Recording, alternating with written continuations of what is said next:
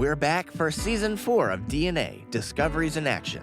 Over the course of 4 episodes, we'll hear from a multitude of experts from Vanderbilt University Medical Center who will help us explore how flashes of ideas turn into guiding lights. Join us as the DNA podcast journeys through the future of work and how yesterday's ideas are shaping the healthcare of tomorrow right now. Listen to DNA wherever you find your favorite podcasts.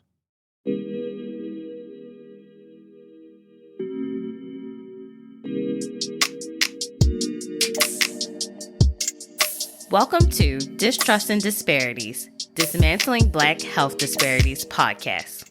We examine health disparities that disproportionately affect Black women and Black families. In addition, we amplify organizations and individuals working to dismantle racist health practices and systems to improve health outcomes for marginalized communities. I'm your host, Jasmine Moore, a registered nurse, and I'm joined by my good friend and co-host, Camille White.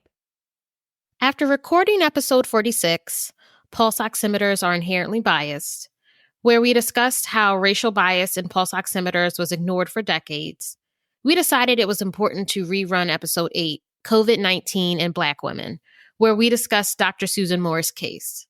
She was a Black doctor who was hospitalized in November 2020 due to COVID-19. Dr. Moore had to fight for the bare minimum treatment and even took to social media to express her concerns. The doctors in her case relied on measures such as pulse oximeter readings to make important determinations, like if Dr. Moore should receive life-saving treatments or how long she should stay in the hospital.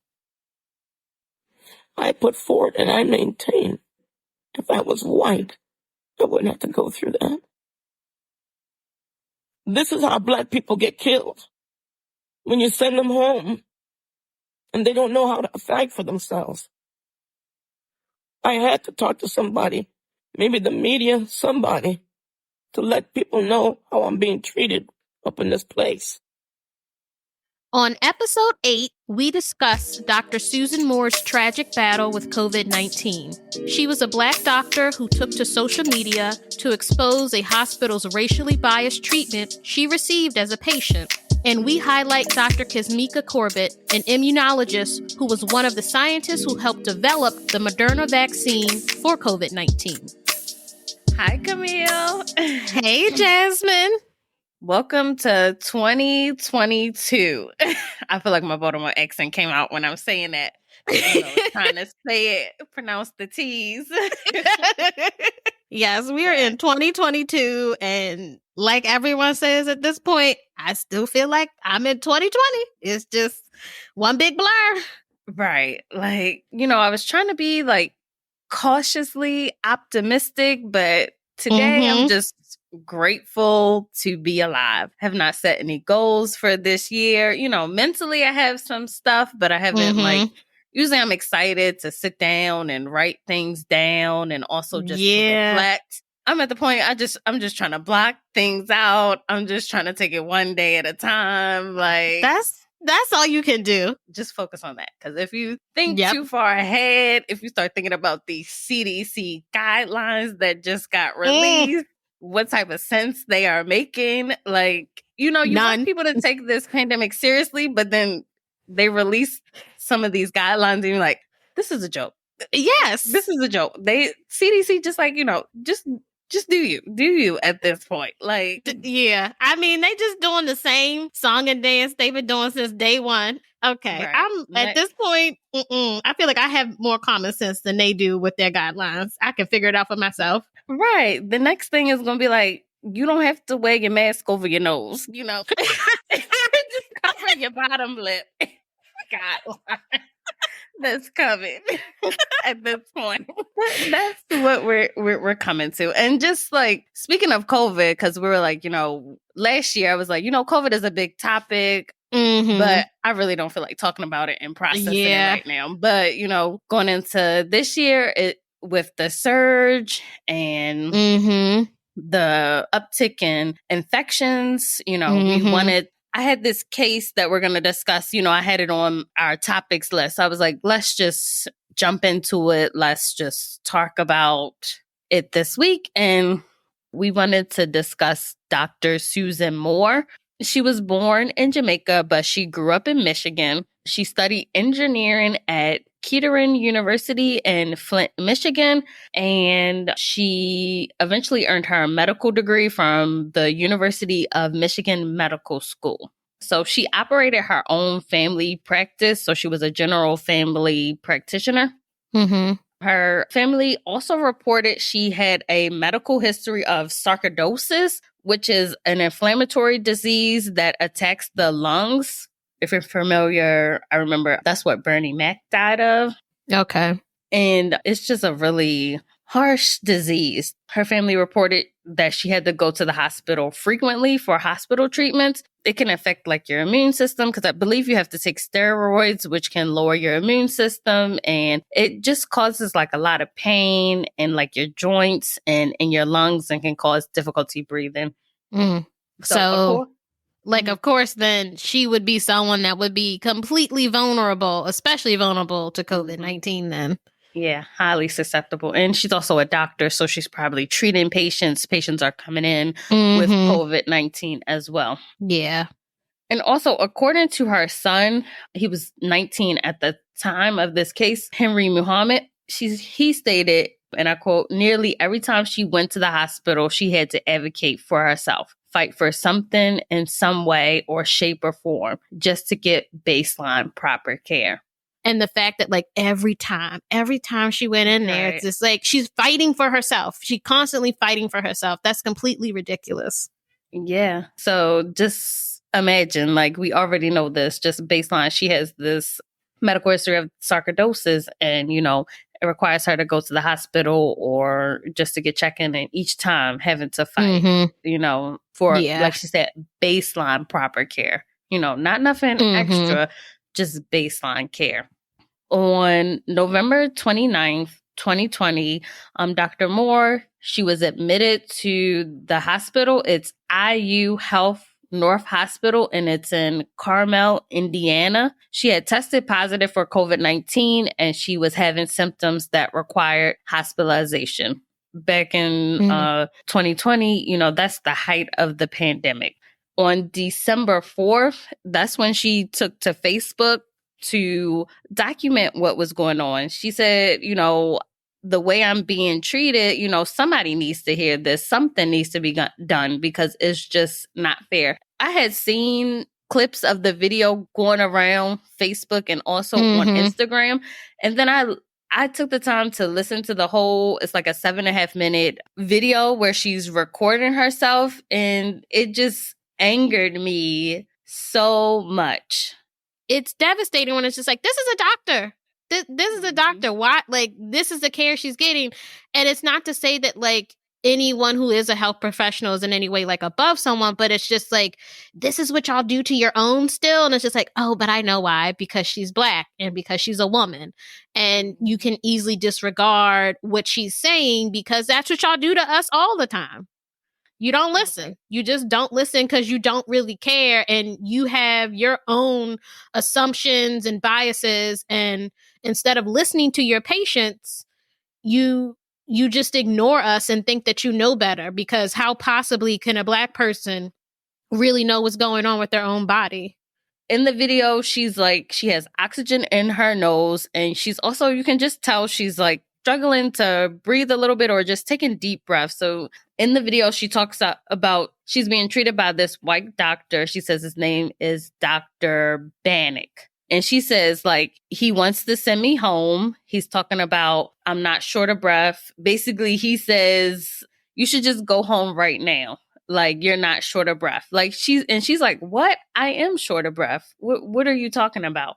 And then she also pointed out she only got 2 treatments of the remdesivir, and that was the antiviral treatment that they were using to treat COVID. Okay. And then he also says, I don't feel comfortable giving you any more narcotics. And she's like, what? And in the video, she says she would just felt crushed and she felt like he was treating her like a drug addict. like we said, she has sarcoidosis, so she is most likely taking pain medication for that. Adding on, and like I said, that disease affects her lungs. So adding on COVID-19, which is a respiratory disease where you already can't breathe on top of that, and just being in so much pain.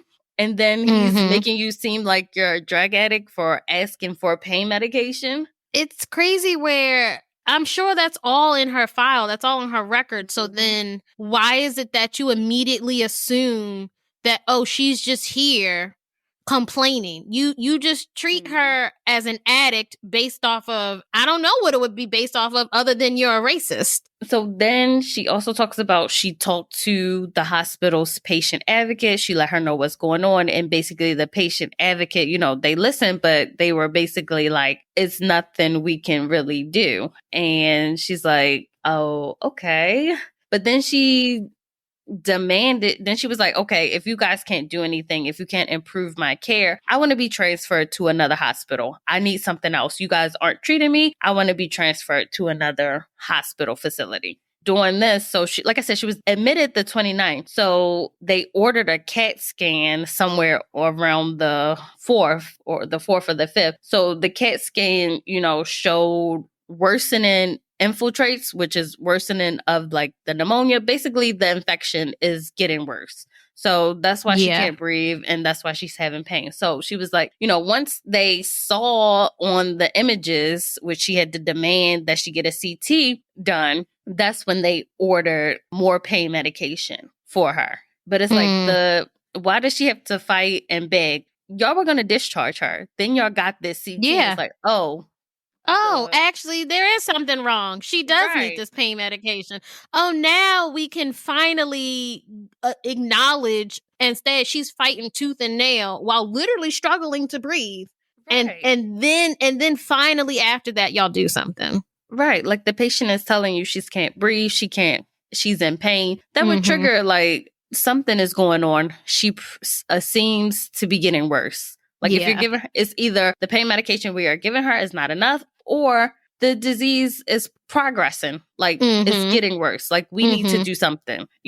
She's constantly complaining. And then in the video, she talks about they did order the pain medication, but then even once they ordered it, it was a struggle to get the medication. So she asked for the pain medication, and the nurse, she said it took her about like 2.5 hours to get the medication. And then when she asked the nurse, what took so long? The nurse said, you're not my only patient. I have 5 other patients. What? And then, mind you, I'm paraphrasing. They went back and forth. Well, she was like, I know you're not my only patient, but what took so long? And basically, the nurse was just rude, like going back and forth. Because I worked in the hospital, in the emergency department. I know how it is. Like you say you're going to come back, or as soon as you leave the room, you're called somewhere, or sometimes the medication is not there. You got to request it. Like the order is in, but it's not coming from pharmacy. Things can hold you up. If something like that happened, I have a patient in pain and say I can't get to them right away, and they were like, oh, it took so long. I'm like, I'm sorry, it took me so long. You can, tell them, there was delays from pharmacy, but I have the medicine. We're going to get this pain under track and make sure, we keep the pain under control. But I'm not going back and forth with a patient, even if it's been like 15 minutes and the patient's like, oh, you was gone 2 hours. It's no use of going back and forth with a patient. They're in pain. Like, you just acknowledge, like, I'm sorry it took me so long. I'm sorry you're in pain. Here's the medication. So, I'll come back to reevaluate to see if it worked. We try to get on top of this pain. But literally, they went back and forth. And at one point, the nurse was like, oh, I know you're a doctor or whatever. And then he said something like, Black Lives Matter. Like, I was out here protesting for Black Lives Matter. So I know. I was just like, oh, in the world? Like, how did, like, it's this whole exchange. I'm like, what in the world? Like, just give her the pain medication, acknowledge that she's in pain, and keep it moving. Like, you do not go back and forth. That's what's crazy, where No, that's not productive in any way where you want to be like, oh, I have other patients, but now you got the motherfucking time to sit here and go back and forth with someone. I thought you had other patients. Why aren't you going to your other patients? That's when it's just like, see, what you're saying don't even make sense. Because if you had other patients, you would be like, I am sorry about that. I got hung up doing this, that, or the other. There's a lot going on. Like you said, I'm here now. Here's your medication. Let's get this under control. Hey, like I said, I got other patients. I got other people to go see. I'll be back though. I will come back to see how you're doing. But instead, you got the time to now go back and forth with this woman and fuss about, oh, I did this and oh, I did that and I was out in the streets protesting. Nobody asked you all of that. Nobody asked you all that. That's you reaching real hard with that one. You get into that territory. I got a black friend. Nobody asked you. Nobody asked you that. And that don't mean anything. That doesn't mean anything at all. Okay. And like, that's so frustrating. That is so frustrating where it's like such deflection and you're missing the point. And instead of doing your job and caring for this woman, and if you could put yourself in her shoes, you'd understand she's in pain. So yes, she is like, where were you? Why is it taking so long? Right. Because not only with like the 2 hours that it took you to finally get her meds, that however long that took beforehand for her to fight to even get to that point. She's just been struggling for hours now, but you got the time now to continue to have her in pain because you want to go back and forth and tell her about shit that she didn't even ask about. No, nobody cares. Nobody cares. Right. Give her her pain medicine and treat her like a person. Right. And for her to, have to beg for pain medication for the doctor, there's already this long history of people not believing Black people experience pain and just the whole thing around that. And then you have the medication order. Things happen, but just give her the medication. Why are you going back and forth? Like, I could not believe this. Like, patients can say and do things, but you got to understand that they are sick. Yes. But this whole dialogue, it was just unnecessary. Unnecessary. She said in one of the quotes, she was like, I maintain if I was white, I wouldn't have to go through that. And then she also said, this is how Black people get killed. When they send you home and they don't know how to fight for themselves. Yeah. Because it's hard when, she's a doctor, so she kind of does know how to navigate the system in a way where most people, I know I wouldn't know to be like, well, if you're not going to treat me, I demand that you send me somewhere else. Like, that's already hard. So, like, she is trying her best to navigate the system. She's literally going to a patient advocate that's supposed to be there to help her navigate the system. And this is how Black people get killed, because not only do you not have that knowledge, then on top of that, you don't have people helping you. You don't have people listening to you. And you're dismissed. And when you're dismissed and your symptoms are dismissed, your pain is dismissed, then you do end up getting killed because they don't care about you. They don't really see you as a person. They don't value your life like they should be, where it's just like, nobody told you to go into this profession. Nobody forced you to be here. You chose to be here. And usually most of the time it's because you said you want to help people. Then fucking help everybody. Help everybody. Not just who you think deserves help or who you think is in real pain. You don't know someone's pain because you're not them. So she escalated her complaint. Like I said, she spoke to the patient advocate. She ended up speaking with the chief medical officer. So she wrote in an update that he assured her that she would get better care and also that diversity training would be held. She also reported on her Facebook that she found out that this doctor, Dr. Bannock, he had a poor reputation dating as far back as 3 years. I don't know how she found out, but maybe some other people, people talk. They was like, oh, I had him before. Yup, he did the same thing. Yeah. That's just him. So she ended up getting a new doctor and her pain was better managed.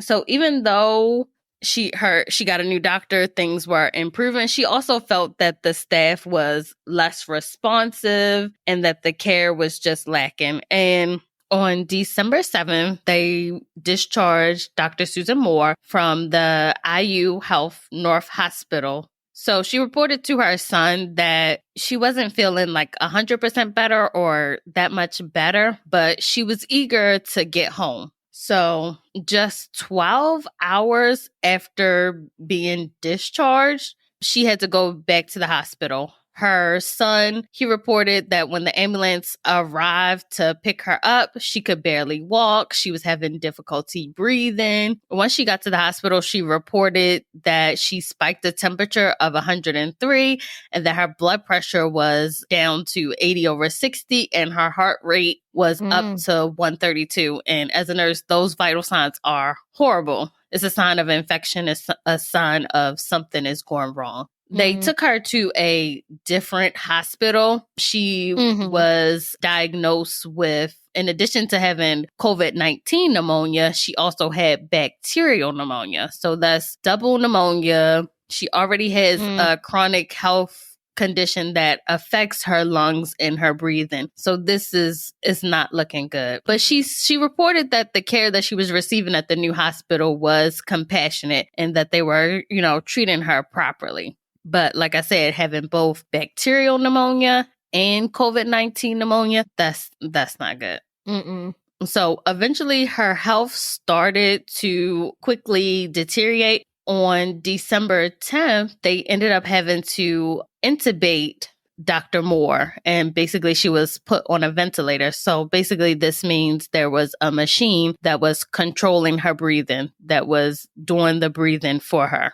According to her son, she was 100% reliant on the ventilators. He and his grandparents, they came up to the hospital just to visit her. He reported that was the last time that he visited her. On December 20th, Dr. Susan Moore, she ended up passing away at the age of 52.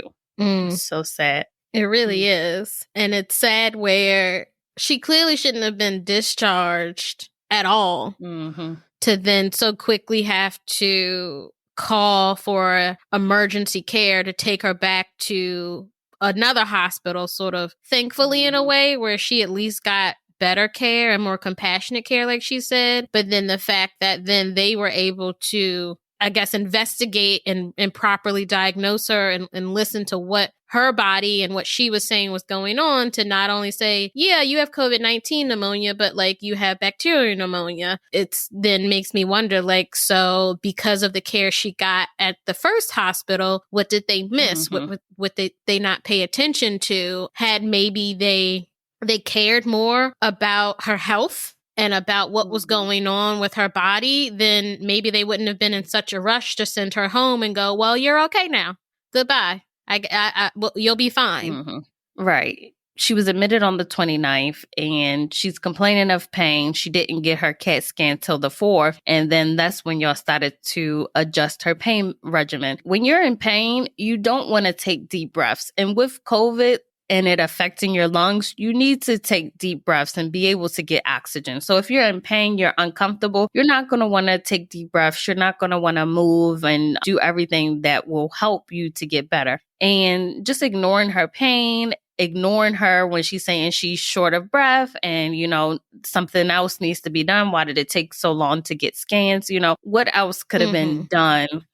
Could interventions have been done quicker or sooner so that we can see, she has bacterial pneumonia. The pneumonia is getting worse. We could have treated her with some antibiotics sooner. So it's just sad, like the way she was treated. So it brings up to mind the concept of weathering, which is repeated exposure to socioeconomic adversity, racism, perpetual discrimination, and how it can harm your health. So already we talked about in the beginning how whenever she had to go to the hospital, she had to constantly fight to get baseline care. So just each time you have to fight to get care, it's just exhausting. And I feel like this last fight was probably just so draining. And, just you talk to the nurse, you're going back and forth with the nurse. You talk to the doctor, you're getting difficulty there. He's making you feel like a drug addict. Then you talk to the patient advocate and they're like, it's nothing really we can do. You eventually talk to the chief medical officer. You're telling people the same story, everything that's going on. They eventually switch your doctors, but then people are becoming less responsive. They're not really listening to you as well. All that takes a toll on your health, on your body. And then being rushed back to the hospital 12 hours later after being discharged, you're probably exhausted from fighting. Like, even though you're getting better care with COVID, and having like the double pneumonia and not being able to breathe, you really need that fight, that will to want to breathe and everything. And just imagine just the toll, like you already having that exhaustive hospital experience from, she was admitted November 29th and discharged on the 10th. And, you go right back. That's a lot of time in the hospital. And also from an article that I read, Black people, when we get sick, we can't just focus on healing and getting better. We also have to focus on fighting oppression, fighting racial bias, all this at the same time. So it's so unfair because when you go to a hospital, when you go to sort of any medical facility seeking help for whatever your ailment is, your disease, whatever you're dealing with, you should then feel as though you have this team behind you that's going to help you fight that disease, that ailment, that illness, not people that are just going to fight you. And you are then struggling to not only deal with what your body is physically going through with that issue, but then you got to deal with the issue of other human beings who don't know how to listen to you. And that all of that together then can turn physical in how your body responds to it, where like, it's weathering. You are broken down like slowly over time to the point of like, you can't fight it anymore. Your body can't physically fight it anymore. Mentally, you can't fight it anymore. Right. After her death and her video of herself that she recorded in the hospital, it went viral. It was going around social media. So the hospital, they put out a press release. And in the press release, they described Dr. Moore as a complex patient. And then they said, as an organization, we are committed to equity and reducing racial disparities in healthcare. We take accusations of discrimination very seriously and investigate every allegation. They also put, we stand by the commitment and expertise of our caregivers and the quality of care delivered to our patients every day. They said the nursing staff treating Dr. Moore for COVID-19 may have been intimidated by a knowledgeable patient who was using social media to voice her concerns and critique the care they were delivering. So because somebody was giving y'all constructive criticism and literally just explaining to people her personal experience and what she was dealing with, they were then too intimidated to do their job properly and care for her. But then originally, too, you said that she was a complex patient. To me, that just screams, this Black woman was difficult. She was a difficult Black woman. We demand so much. And that's what that immediately, you calling her a complex patient? Right. Because they said, mean? I can understand maybe they said she had a complex medical history. Yes. She has, a lot of things. But calling somebody a complex patient, that's code word for, she was being difficult. She was, asking for too much. She was asking too much to get basic care. They were intimidated by her, by this complex patient. Right. And her son said, he was quoted saying, I don't understand how knowing your medical history is intimidating to a nurse or hospital staff. The patient, you know your body better than anybody else. You tell me you're in pain. What you say your pain is a 10 out of 10, that's your pain. You know your body. You know your history. You know how you respond to certain drugs. You are the expert of your body and what's going on. So you telling the staff, I don't feel right, something is going on, and you're a doctor, you know the course of treatment. If something is going on, you're complaining of this, they should get a CT, they should be doing extra blood work, they should be doing additional treatments. So, you're telling them and they're not doing it. And eventually it got to the point where she said on the video, the way I'm being treated is just not fair. So I'm going to social media. I have no other outlet to voice my complaints. Basically, I want to document what's being done and what's being treated. Yeah. And people that heard the hospital's response, there was severe backlash. Like, you're basically blaming the victim. You're only saying all this because her reaching out to social media and her video went viral, if that only had, a couple of hundred even people view it and sort of got lost in the ether of the internet, you wouldn't be saying anything at all. Social media was her last resort. She went through the avenues in the hospital that she knew about because she was a doctor, of going to the patient advocate, of trying to have not that she should have had to, but having a whole back and forth with nurses, having a whole back and forth with doctors, even demanding, okay, you don't want to deal with me, send me somewhere else. She did all of that. Then she got to the point of talking to the chief medical officer. She went through so many different avenues that she should have never had to go through to try to get the care she needed. So then, yes, her final result then was like, you know what? I need to document this. I need people to have an eyewitness account of like, this is what's going on. Because had she not had that, we wouldn't know anything about her story. And another doctor in an article that I was reading, she commented, even on this show, we tell people you need to advocate for yourself. You need to stand up for yourself. She did all that. She's well educated, and still she is blamed. She made the doctors and the nurses feel intimidated. So, we tell you to advocate for yourself, and then you do. And one lady, she said, it just feels like a slap in the face. You're labeled as like angry, upset, or volatile. And in this point, intimidating. When you stand up for yourself, you advocate for yourself and demand what needs to be done. Like, what else can you do in these situations? So the hospital, after they released this press release that got even further backlash, they ended up conducting an external review. So they did an independent review. They had a panel of 6 outside experts.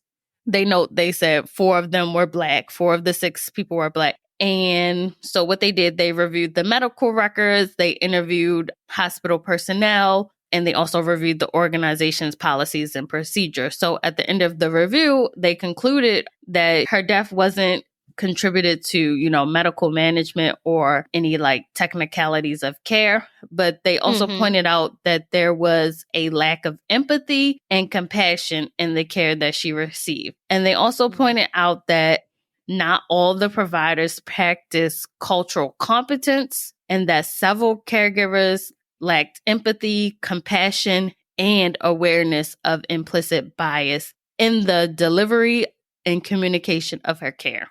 Which is basically, we already knew this. All I'm hearing is that y'all didn't know how to deal with Black people because y'all racist. Y'all don't know how to care for Black people because y'all racist. Y'all was racist from the beginning. Y'all had these racial bias. She tried to stand up for herself. Y'all weren't compassionate. Y'all didn't show any empathy. Like, this is a hospital. Like, how? How are y'all allowed to so-called care for people and help people when you literally can't, put yourself in someone else's shoes for a split second and go, this woman is saying she's in pain. Let's figure that out and let's ease her pain. It's just simple things. Yes. Make her feel heard and seen.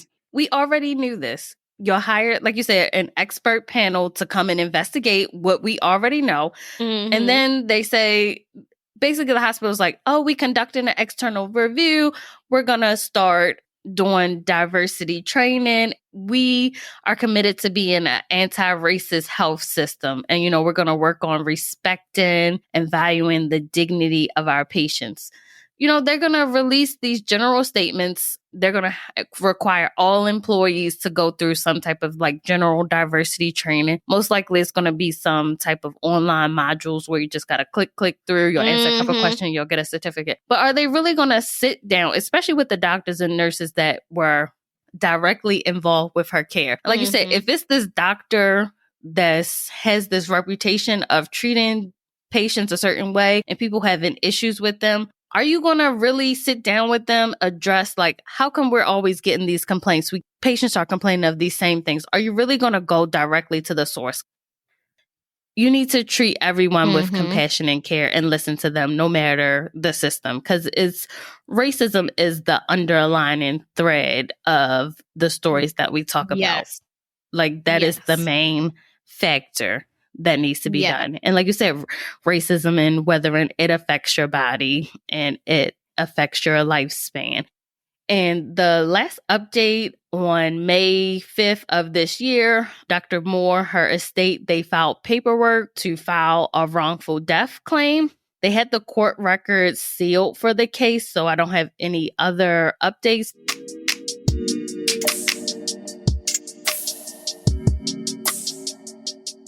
So now we want to transition over to where we typically feature an organization. And so today we want to talk about Dr. Kizzmekia Corbett, and she is an immunologist at the U.S. National Institutes of Health, or NIH. And she is a Black woman who was one of the scientists who in early 2020 helped to develop an mRNA-based vaccine for COVID-19, the Moderna one specifically. Dr. Corbett, she has over 15 years of experience studying viruses, respiratory viruses such as influenza and even the coronavirus. I was reading up, even before the pandemic started, she was studying COVID-19 and also working with mRNA. She's won several awards in immunology. She was working with the NIH team in Bethesda, Maryland. Shout out to Maryland. She played a huge part in the development of the COVID-19 vaccine. In addition to working on the vaccine,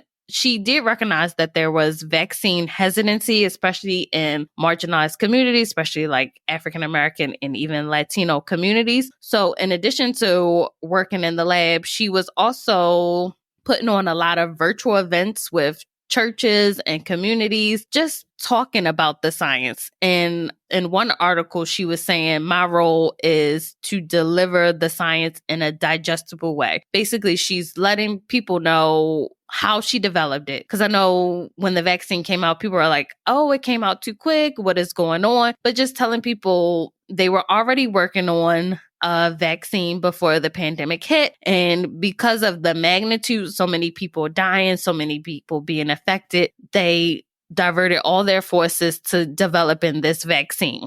And, telling them, we did certain things. We're going through the clinical trials just to make sure people know that it's safe. Yeah. It's so great too that she understood that not only is she going to use her knowledge and experience and all of the wisdom that she has to work directly on creating the vaccine, she's then making it digestible, like she said, to everyone to understand, hey, I'm going to explain to you exactly what this is and exactly why this is safe. And that's so important. When you have someone that is a member of a marginalized community, when you have a Black woman who can then go, hey, I'm a part of this. I helped create this. I believe in this. So therefore, I want you to be able to trust me and listen to me. And that's so important when you have someone that looks like you, that is a member of your community, saying that, because you then can believe that, because it's coming from someone who actually does care about your life and does care about you getting through this pandemic.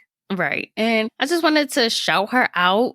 She made a huge contribution to the vaccine that is saving so many lives. The magnitude of this pandemic could have been a lot worse without the vaccine. So her contribution is amazing.